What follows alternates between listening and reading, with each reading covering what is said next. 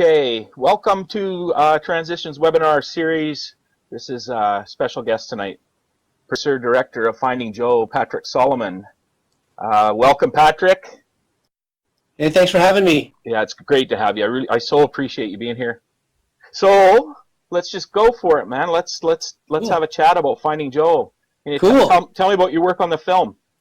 Okay, so let's see. So I had been a Joseph Campbell fan for a really long time. Since I was in high school, and then my life just went on, and I continued to read his stuff, and I saw the Moyers interviews, and then I kind of forgot about it a bit, and became a director, a commercial director. I direct commercials for a living. Okay. And then and I had always thought about making a Campbell movie. Maybe it was a biography, maybe it was about following your bliss or the hero's journey, but I just kept it in the back of my mind. Yeah. And anyway, at some point along the line, I had a midlife crisis, classic American midlife crisis. Okay. With the whole whatever you can imagine that to be, that's what it was. Wow. Okay. Yeah. So, and then right around the same time, I lost both of my parents inside 2 weeks. Oh my God. Yeah, and it was horrible. It was really bad. I was just in a really bad spot in life. And so that was kind of the catalyst. When I lost both my parents, and at some point I went, hey, I'm not really doing much with my life anymore. I kind of lost my way. Mm-hmm. And I'd been thinking about doing this film for a long time, and I was really familiar with Campbell's work at that point. And for whatever reason, I kind of took the death of my parents as kind of a wake-up call to get going and to start this thing that you'd been thinking about. Yeah, yeah. And so that was kind of the catalyst for the film. That was kind of the kick in the pants that I needed to get going on the movie. How much actual time did you put in on it? Let's see, I worked for about 2.5, 3 years on it. Wow. Yeah, and I have to say that, I thought I would be done a lot earlier, because I'm a commercial guy. I was like, oh, I'll be done in under a year. Yeah, yeah. 6 months, don't worry, I'll be fine. Yeah. And a lot of my friends were telling me, oh, there's no way, buddy, you don't know what you're in for. And I kept saying, no, I can do this quickly. And they turned out to be right. So were you working at the time too? You had to squeeze this in as part of your regular life? I did. I committed to not taking work while I was doing the film. Okay. So you can imagine my wife was thrilled about that. I'm sure. Yeah. Yeah, scary for her. Yeah, it was scary. I mean, it was scary. It was definitely, scary in a lot of ways. Financially, it was definitely scary, and taking on a new challenge, it was scary. But, I'm really glad I did it. It was probably one of the most amazing career experiences of my life. Oh, wow. And, I can say from my own experience, I'm really glad you did it too. Thanks. For sure. For me, it was, like you, I'd hit a trauma place in life, and Joseph Campbell was one of the first people that I found in terms of trying to get inside myself and figure out what was going on. And Finding Joe took everything that I was trying to process from Joseph Campbell, which is it's a difficult thing, especially reading him. It's tough work. It's tough work. I have to agree with that. If you read Campbell, particularly his early stuff, the sentence structure is so old school, and it's very meaty. Very. And I consider myself to be pretty well read, and I found that I would read an entire paragraph and go, what did I just read? I have to read that again. Yeah, for sure. I found too, I don't know if you experience the same thing. I think sometimes we got to be ready for it though too. Yeah. Ready to take it in. No question. My own experience was that had I not been in crisis mode, I wouldn't have been as receptive to those ideas and messages that I was receiving. Because definitely at the time, I had never in my entire life seen a Follow Your Bliss bumper sticker. Oh, wow, okay. And I saw 2 of them in the same day, and then I was in a Starbucks, and I saw a guy wearing a Follow Your Bliss t-shirt, and I was like, what the hell's going on? It's like a message from the universe. For sure. But, I had probably seen it all the time. I just didn't recognize it, but I was in such a, like you said, a trauma state that I was very open and receptive to those messages. in terms of your understanding of Campbell, can you give us your take on Joseph Campbell? Oh, let's see. So I mean, that's such a general, broad question, but my experience with Campbell's work was very cyclical. You know, like I had pretty much read all of his material. Like when I got into Campbell, I really geeked out. You know, I bought most or all of his books and read them several times, and over the course of years, of course. But I was really into him. Yeah. And to me, I always found it, you know, very spiritual and very meditative. And like you said, it's really difficult work to read, but you know, you kind of put yourself in a little quiet place and you start to open yourself to that message, and it's difficult work to get through, but you're taking in so much great message and energy. I don't know, it felt more like a spiritual thing, reading and understanding his work. Yeah. And so yeah, like I think it was just very cyclical for me. Like I would have these great epiphanies reading his work and go, oh my God, my life's exactly like that. This is amazing. And then, you know, I would just kind of peter out and, you know, get on with life, and then something else would happen and I would return to his work and you know, through the years just kind of get a better understanding of it. Yeah. Do you feel that it's the inner story it's universally human? It's universally human. I couldn't agree more. I mean, it's the reason why most or all stories from all time periods, and there will be so in the future, yeah, have more or less the same structure. And you know, they come from humans, and humans all take the same outward and inner journey. You know, you're born and you have obstacles in your path, and you have to overcome them, and you become a better person, and you think you're in a great place, and another challenge happens, and you have to overcome that, and you gain treasure every time you overcome a challenge, and all these great things that you see happening in stories, they're out there because what happens to your life. Yeah, exactly. I'm going to ask you this straight up. I'm going to tell you, from my understanding of it, I'm going to use The Hobbit as an example. The inner Bilbo Baggins that is out here journeying around, and then, you know, you meet your Gandalfs along the way. Oh, yeah. Were you able to assign characters oh, my God, so much. the journey? But Bob Walter he's the president of the Joseph Campbell Foundation, was immediately, I called him my Yoda. Okay. You know, like immediately, and I knew that the interesting thing was that he knew he was playing that role for me. Okay. You know, he was cognizant of the fact that I looked at him like literally and figuratively like a Yoda figure, sure, or a Gandalf figure, or a Merlin figure. You know, I knew that he was the magical helper, and he knew that he was being my magical helper. So, and he really played it up too. You know, he would say, I would get a phone call from him, he would find out I was interviewing someone, and you know, I would get this very Merlin Gandalf-like phone call. Hey, Pat, so I understand that you're interviewing so-and-so. You might want to try to call this number and see what happens. Oh, wow. And then you know what I mean? Like he was playing it. You know, he knew what he was doing. Oh, sure. So, yeah, I thought that was really interesting. And then, you know, there were definitely a few dragon figures, and I would say the journey making the movie unfolded, and I fully expected it to, you know, unfolded very much like it was unpredictable, but it was very much predictable in its structure. You know. Yeah, absolutely. Did you feel the slaying of a bit of your inner self? Oh my God! Just coming to terms with. Yeah, just coming to terms with, and I think a lot of it was creative for me too. Like a lot of, like the biggest hurdle for me was because creatively, you know, who was I to really make this movie about Campbell? Like I'm not really a scholar by any means, and there are many, many, many people out there that knew him or know his work far better than I do. Like I'm kind of like a peon compared to those guys. Who do I think I am making this film? And so there was this kind of lack of ego or Okay.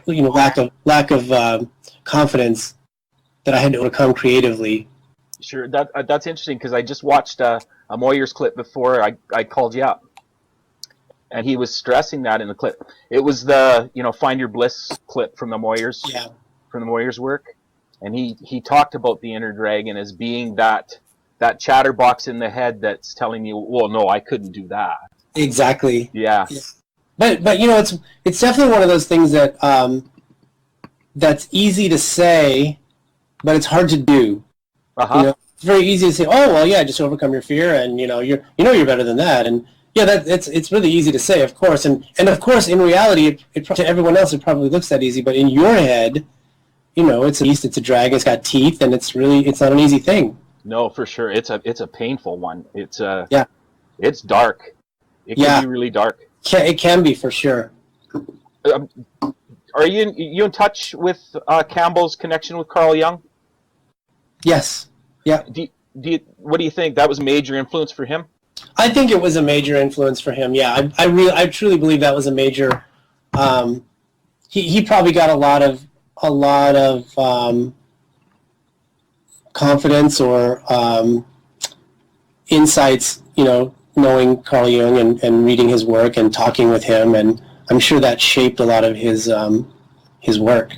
Definitely the identification with the archetypes, huh? Yeah, no question. I'm sure he took that and refined them into his own. Do you feel? I've got a couple of quotes here that I pulled off of either your site or something from the Joseph Campbell Foundation site. Can you give us an outline of the hero's journey? In terms of, what I'm trying to share with folks is how we might be able to take the hero's journey for persons that have suffered with trauma and fracturing of the psyche at that level, and find within themselves the fact that they remain a hero in their own life. And if I could share with them the structure of that story, would you mind filling us in on that? Yeah. So I mean, the basic structure of the story is that it's a journey, right? So you have a separation where you're separated from your comfortable surroundings, right? Your village, so to speak.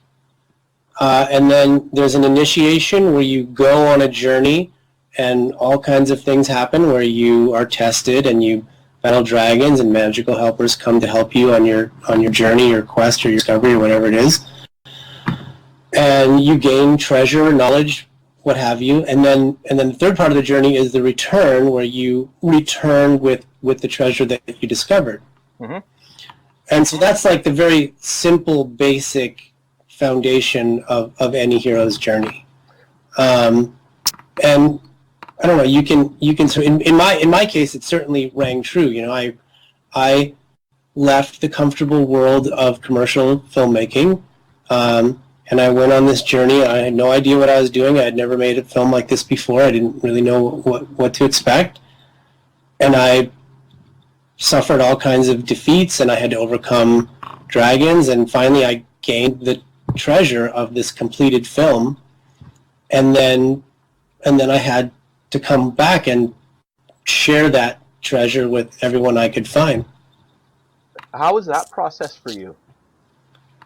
Like sharing it? Yeah. Yeah, that was really I mean, it was truly amazing. Like, it was truly an amazing, confirmation, affirmation of my journey. I was like struggling for so long, thinking at times like, oh shit, this thing sucks and no one's ever going to see it, and I've wasted all my time, and I've hurt my career, my family, put my family in financial jeopardy, all this stuff, Yeah. And so to have it really well received, and people emailing me saying, hey man, I watched your movie and I quit my job and now I'm, doing what I love, and thanks a lot. And there was a group of girls early on who watched my movie, and they were all fed up with their boyfriends, and they had a breakup party. They were wow. watched your film, got together, and we each took turns breaking up with our boyfriend, and now we're out there doing something else. Oh, wild. So, I went, not my fault, sorry. Yeah. Oh, yeah. But yeah, sorry, I would say that was the most amazing there was them, and even to this day, it's been 3 years, but I still get emails from people. Like just this morning, I got an email from a woman who said, just saying how much she loved it and how it affected her life and the life of her husband, and those things feel really, really good. Oh, awesome. Was it intimidating for you at all, the sharing? I think that the technical part of distributing a film was scary and overwhelming. Okay. But the actual, getting up in front of an audience and sharing and hearing what they had to say about it, well, that was amazing. And you do feel that this was bigger than you? Yeah, no question. It definitely took on a life of its own. Oh, that's awesome. Yeah.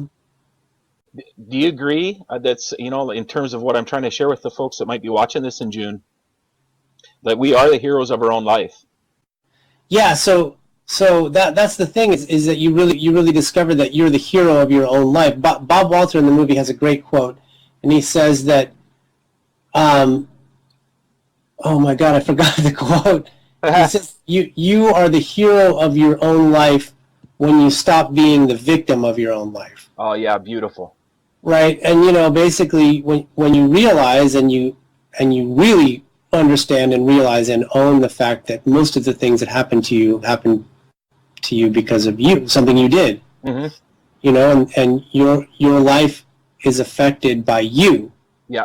So if a bunch of good things are happening to you, it's most likely because of something you're doing, sure. Right? Not because of something magical luck that's happening to you. Yep. And similarly, if bad things are happening to you, it's most likely because of your patterns of behavior and things that you've been doing. Yep.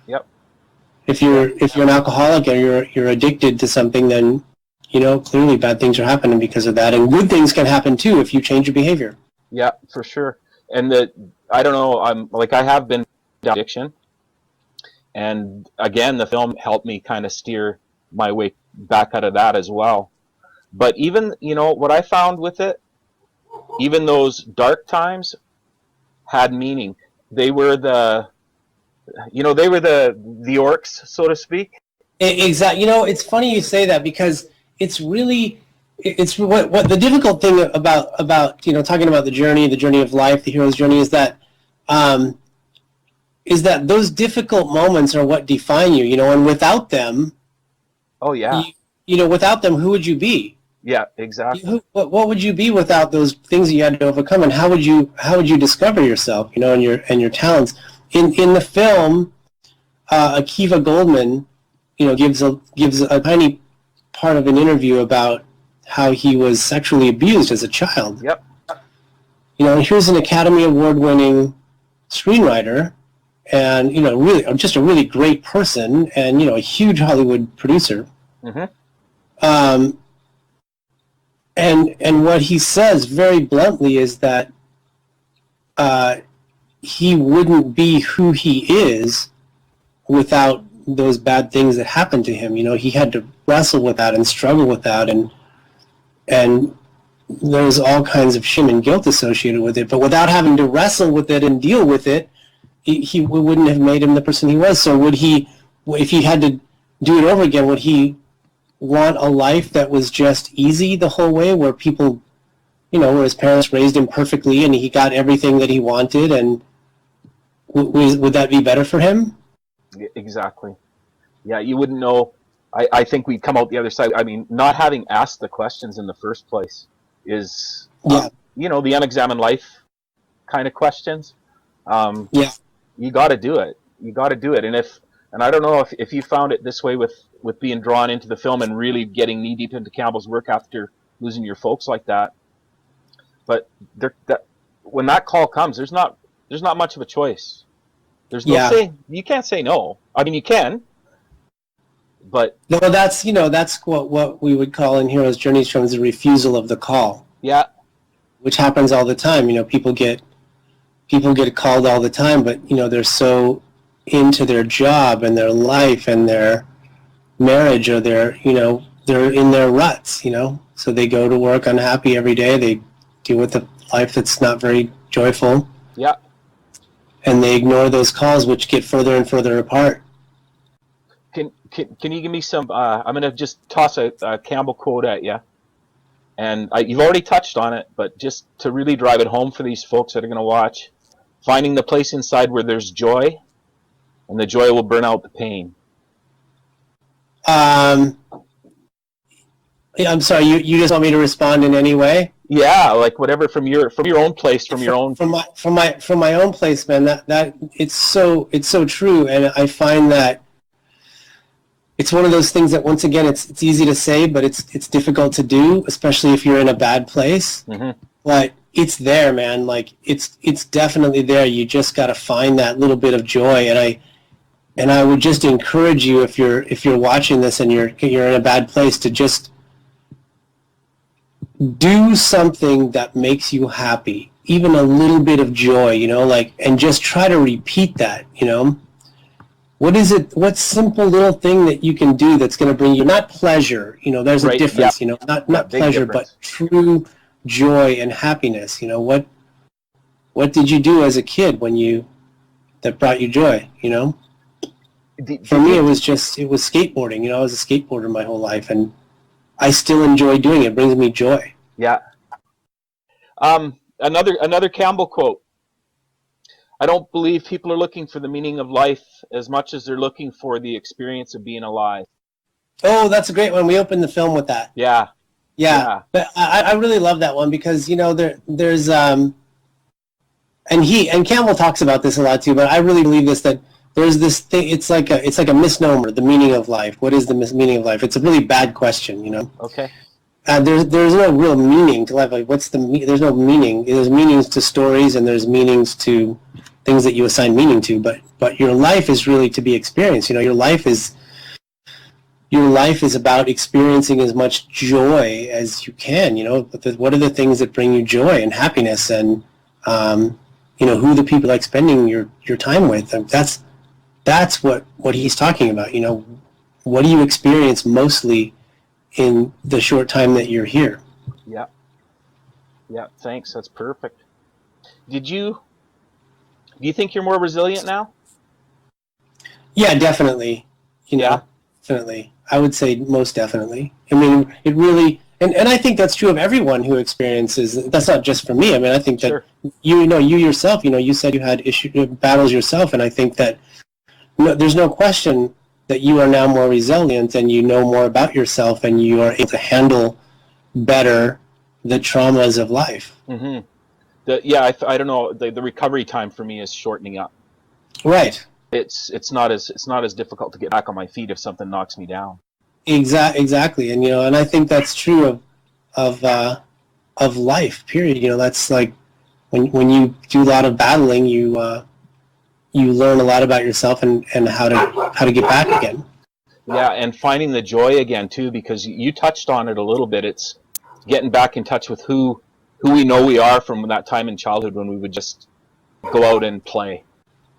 Do you think now you've touched on your experience about losing your folks a little? Yeah. And do you feel that was a loss of innocence? That's a good question. It wasn't a loss of innocence. Like, that was lost a long time ago. Yeah. But it was a loss of an identity. Like, I don't know if both of your parents are still alive. No, I lost my dad when I was 25. This is for anyone out there, but I would say that once both of your parents are gone, especially in my case, because I didn't have any other family members, like I had an uncle here and there, but we weren't very close. But my parents, we were very close. Mm-hmm. And once they were both gone, psychologically, I was a lot older, and I owned my own place, and I had my own life. But psychologically, they've been there for you your whole life, and you never really knew it or appreciated it. The fact that you could call them at any time, that there is a couple of people on the planet that would give their lives for you, mm-hmm. that would do anything that you asked, that just loved you unconditionally. Once that was gone, then I was the parent. All of a sudden, I was no longer a dependent child. I was now, it's almost like I had taken their place. Like, I'm now a father, and I don't have anyone to call to say, hey, remember that thing we did in childhood, and remember how that was gone. Yep. So I had to kind of deal with psychologically, that moving into another place, you know. You'd matured to the point where you were full out adult when you lost your folks? Oh yeah. I mean, it happened I started making the movie, I think, in 2009. You know, I lost them in that same year, Oh 2000. yeah, okay. Yeah. So Did you feel the I gotta raise Patrick now, or was it all done? that was pretty much done, but there was definitely a psychological shift from you know, I don't know what you would call it, like psychologically dependent, or psychologically there was someone there I could rely on. You know, Yeah, I could just, even emotionally, you know, just to talk, and yeah, then not having that anymore kind of put me in their role. sure. And it's a learning curve, isn't it? Yeah, yeah, definitely. Let's go on to another quote. It goes back to the following your bliss. Follow your bliss, and the universe will open doors where there were only walls. Oh my God, that's a great one too. You know, that's really the leap of faith. You know, like you don't really experience that until you're on the journey, right? You don't really experience how true that is until you start taking steps towards something. You know, Hmm. um, and it's been true for me my entire life, and I see it all around me. You know, you can see people around you who are on their journey, who are following their bliss, who are they're doing what they love to do, and as a result, doors are opening for them where it wouldn't have happened for other people. And for me, you know, with the making of the movie, I mean, just the people that I met, the people that I interviewed, were so serendipitous. And I actually, to be honest with you, I planned on planning, if that makes Oh, any right on. sense. Like, I went, okay, I'm going to just start with whoever is in front of me, Yeah. and that's who it's meant to be, and then they'll introduce me to some folks, and then whoever was I bounce into out here is who I was meant to be with. You know, that's who I was meant to interview. Oh, And wow. so it's not to say I didn't have a hit list. Like, I had people that were on my hit list, and when the trail would run dry, I would call somebody. But for the most part, it was just kind of serendipitous. And an example would be I interviewed Brian Johnson, who turned out to be in Bali, Okay. and he introduced me to Robin Sharma, who then introduced me to Deepak Chopra. Oh, wow. So Okay. right, and so there was all kinds of things that happen like that on a daily basis, and you know, those doors that open are usually, you know, they're usually people you meet, and I can't say enough things about how amazing that feeling is. You know, when you're out there really following something, pursuing a goal, Yeah. that just magic stuff happens, like synchronicity happens, and it's just constantly mind blowing. Was it steady? Was it like one thing after another after? Is that right, eh? It was almost daily. Oh, wow. Is it Yeah. still going on? Not for Finding Joe really, but I'm gonna start another project here, and I can already feel that kind of energy happening. Is that something you're willing to talk about yet, or no? Not quite yet, Okay, but soon. cool. I'll Yeah. keep watch. I'll keep watch. So, your wife, was she part of the snowball eventually? She was, you know, like like once the rough cuts started coming in, and she was like, "Oh, this is what you've been doing for 2 years." Oh, Then, wow. you know, she really started to jump on board. But you know, there was definitely a few moments at home where it was like, you know, Armageddon. Oh, wow. Yeah, Yeah. yeah. But I mean, it all worked out, and she's great, and I love her. You know, she's amazing.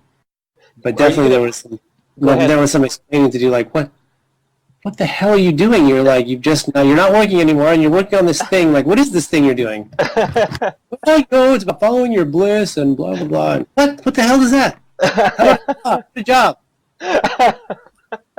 It's the next 2 years of my life, sweetheart. Yeah, exactly. Oh man, are you still connected with the Joseph Campbell Foundation? Oh yeah, yeah. They're Yeah. they're awesome. They're amazing folks, and they're doing great work. And and they're actually starting a Kickstarter campaign to get their foundation, more legitimate, and I think they're I think that I'm not quite sure when it's going to be up there, but I would encourage anyone who's watching to donate because they're doing amazing stuff. Yeah, they definitely are. The thing that I want to get really through to people is, the folks that come and go in my space through a lot. There's a lot of military folks, first responder folks, people from backgrounds like your friend in the film, and it's not a question of being damaged so much. It's a question of ending up so fearful of taking those steps back into life. Yep. And I personally feel like you have to. You got to take it. You got to take the call. I think for a lot of people, trauma is the call. It is the call to adventure. It's hard to see it that way, though. It is. When you're in the thick, absolutely it is. Absolutely it is. But there's once it hits, there's no refusing. I mean, there's choices to be made, but there's no saying goodbye to it. It's there. Yeah. It's there. Yeah. Yeah. So what's the game plan? What do you mean? Like this project is a couple years away? Is it a year away? Yeah. Anything else you want to Anything else you want to say? Last ditch. What is there is one thing that I really experienced and learned, and I think it's the most important thing about the journey, and that is, I get the most joy out of helping other people that are on their journey, right? And I think that's really the big thing about the journey is that, when you're out there, when you're following your bliss, it's a very selfish. It can be very selfish. You're following a goal and you're pursuing it single-mindedly, and it's great. Yeah. But I think what really makes you a hero is when you lift someone up. When you see someone struggling and you really help them out. Yep. And it happens. It happens in your specific field. Like, I'm a filmmaker, and I love helping other young filmmakers get along in their journey. Okay. Yeah.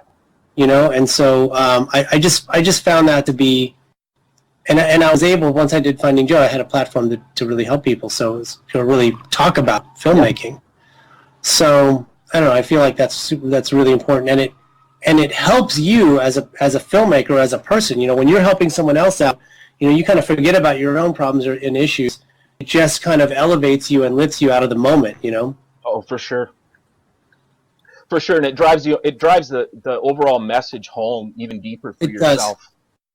It does, exactly, and it exactly, and what you will get unseen benefit from doing that. Yeah, absolutely.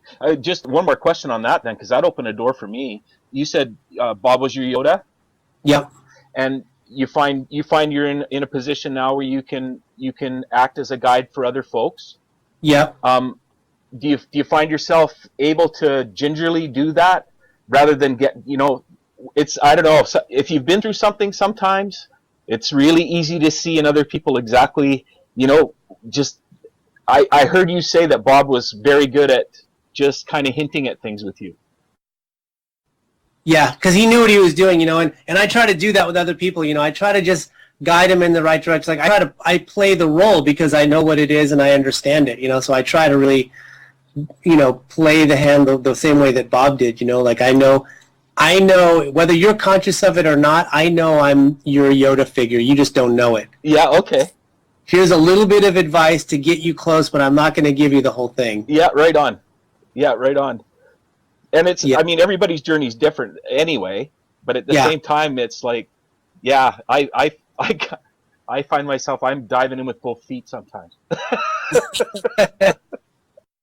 It's just, and then the big overwhelm and there is one more thing that we could touch on too, and the other thing that I really learned that I really like to impart is that there's a thing in the hero's journey, especially in the beginning, where you're talking about battling dragons and it's a fight, and it's true that there's a lot of moments where you're fighting. It's very aggressive and you have to like dig deep inside yourself. But there's also a lot of moments, and there's a lot of those battles that can be won by not by laying down your weapon, and being more open. And so not every dragon takes a sword to kill. A lot of times it's just faith and being humble, and there's I don't want to say passive, but definitely there's something about laying down your weapon and being open, and not struggling. There's something that works as well. Do you think that there is some things, though, that it's a struggle? The struggle is important, and you have to work the struggle.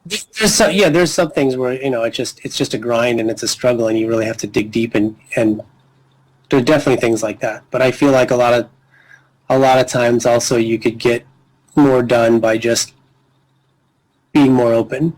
And almost embracing the dragon a little bit. Exactly. Yeah. Oh, that's awesome.